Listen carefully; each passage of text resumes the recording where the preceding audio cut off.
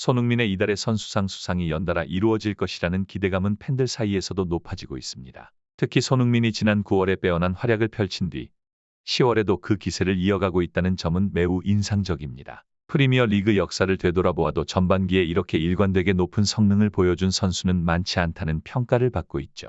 더욱이 28일에 예정된 크리스탈 팰리스와의 경기에서 손흥민이 또다시 골을 기록할 경우 9월과 10월에 이달의 선수상을 연달아 수상하는 기록을 세울 가능성이 크다는 분석이 나옵니다. 이러한 기대감이 팬들 사이에서 커지는 가운데 토트넘의 현재 기세를 보면 손흥민의 추가 득점도 충분히 기대해 볼 만하다고 보입니다. 또한 프리미어 리그 사무국이 발표한 그라운드 베스트 11에 손흥민이 이름을 올렸다는 소식은 팬들에게 큰 놀람과 함께 기쁨을 가져다 주었습니다. 그것도 이번 베스트 11은 전설적인 공격수 앨런 시어러가 선정했다는 점에서 더욱 의미가 깊다고 볼 수 있습니다. 물론 이번 베스트 11 선정에서 가장 주목받는 점은 손흥민이 공격수가 아닌 왼쪽 미드필더로 선정된 것입니다. 이는 앨런 시어러가 손흥민의 능력과 퍼포먼스를 높게 평가했기 때문이라고 생각됩니다. 리버풀의 모하메드 살라, 노팅엄 포레스트의 크리스 우드, 아스톤 빌라의 올리 와킨스와 같은 선수들도 이번 라운드에서 탁월한 활약을 펼쳤지만 손흥민의 뛰어난 플레이가 그들보다 더 높은 평가를 받았다는 것입니다.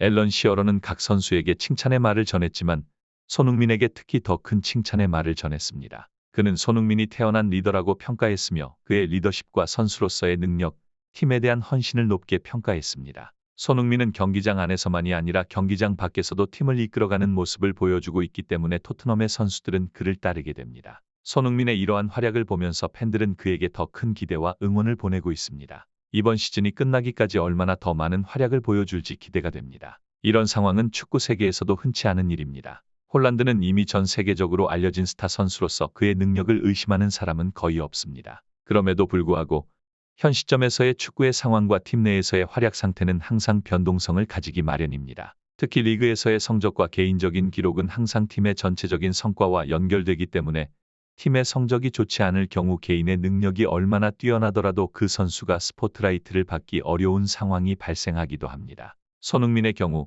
현재 토트넘에서 그가 보여주는 활약상은 정말로 놀랍습니다. 그의 리더십과 경기 내에서의 활약은 팀 전체를 견인하고 있는 상황이며 그로 인해 토트넘이 지금의 성적을 이루고 있는 것으로 보입니다. 그와 달리 홀란드는 맨시티의 전체적인 성적과 팀 내에서의 활약 상태에 영향을 받아 현재는 기대에 못 미치는 모습을 보이고 있습니다. 그러나 축구는 예측할 수 없는 스포츠입니다. 몇 경기의 성적으로 선수의 능력을 평가하는 것은 너무 성급한 판단일 수 있습니다.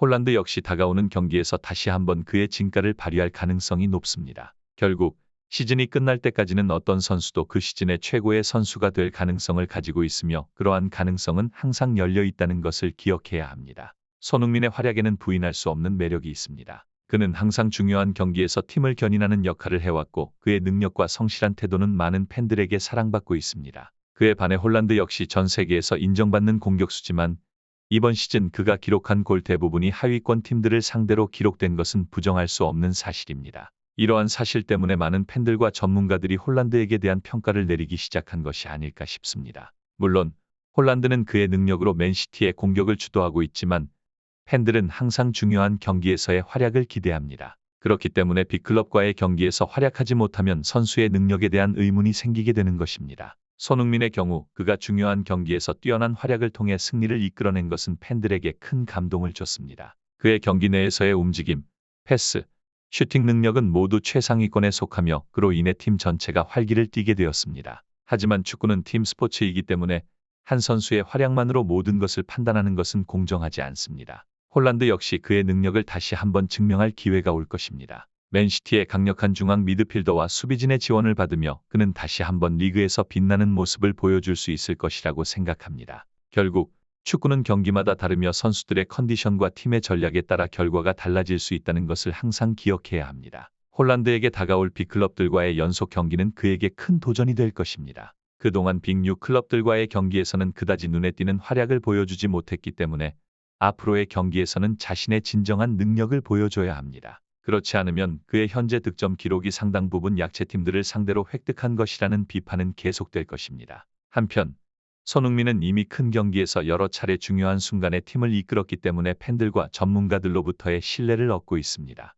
토트넘의 초반 힘든 일정을 잘 버텨낸 뒤 이제는 중하위권 팀들과의 경기가 줄을 이루게 되는 만큼 그의 득점 기록은 더욱 빠르게 늘어날 것으로 예상됩니다. 맨시티와 토트넘의 리그 순위와 선수들의 개인 성적은 항상 변동성이 있습니다. 하지만 팬들이 기대하는 바는 그들의 최선의 노력과 뛰어난 경기력입니다. 손흥민과 홀란드 모두 자신의 팀에 큰 기여를 하는 선수들이기에 두 선수의 경쟁은 리그 전체의 관심사가 될 것으로 예상됩니다. 토트넘이 현재의 유럽 리그 환경에서 장기적으로 보면 리그에 집중할 수 있는 상황이 유리한 위치에 있다는 점은 분명합니다. 다른 팀들이 다양한 대회를 치르면서 체력과 피로를 관리해야 하는 상황에서 토트넘이 하나의 대회에만 몰두할 수 있다는 것은 큰 장점으로 작용할 수 있습니다. 손흥민은 토트넘의 주요 공격수로서 그의 활약이 팀의 성적에 큰 영향을 미치고 있습니다. 그의 최근 활약상과 그가 보여주고 있는 높은 경기력은 팬들과 축구 전문가들 사이에서도 큰 주목을 받고 있습니다. 크리스탈 팰리스 원정은 토트넘에게 중요한 경기가 될 것이며 팀의 연승과 무패 행진을 이어가는 데 큰 의미가 있을 것입니다. 특히 손흥민이 홀란드와의 득점 경쟁에서 앞서기 위해서는 이러한 경기에서 좋은 성적을 내야 합니다. 이 영상이 축구 팬들에게 유익한 정보와 흥미로운 내용을 제공해 줄 것으로 기대합니다. 좋아요와 구독은 크리에이터에게 큰 도움이 되므로 시청자들에게 이를 부탁드리며 다음 영상에서 또 다른 흥미로운 내용을 기대하게 됩니다. 감사합니다.